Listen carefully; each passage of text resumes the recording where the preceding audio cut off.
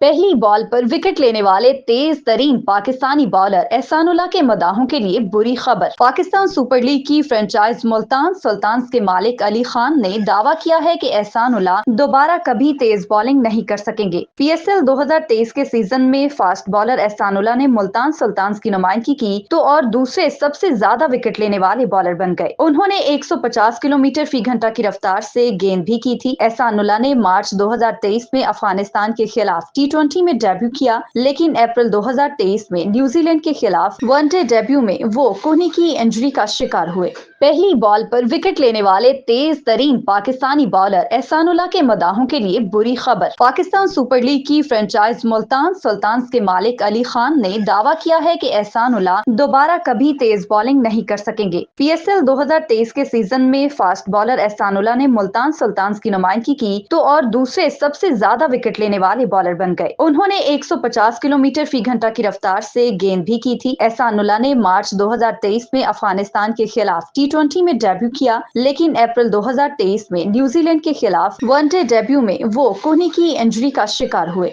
पहली बॉल पर विकेट लेने वाले तेज तरीन पाकिस्तानी बॉलर एहसानुल्लाह के मदाहों के लिए बुरी खबर। पाकिस्तान सुपर लीग की फ्रेंचाइज मुल्तान सुल्तान्स के मालिक अली खान ने दावा किया है कि एहसानुल्लाह दोबारा कभी तेज बॉलिंग नहीं कर सकेंगे। पीएसएल 2023 के सीजन में फास्ट बॉलर एहसानुल्लाह ने मुल्तान सुल्तान्स की नुमाइंदगी की तो और दूसरे सबसे ज्यादा विकेट लेने वाले बॉलर बन गए। उन्होंने 150 किलोमीटर फी घंटा की रफ्तार से गेंद भी की थी। एहसानुल्लाह ने मार्च 2023 में अफगानिस्तान के खिलाफ T20 में डेब्यू किया, लेकिन अप्रैल 2023 में न्यूजीलैंड के खिलाफ वनडे डेब्यू में वो कोहनी की इंजरी का शिकार हुए।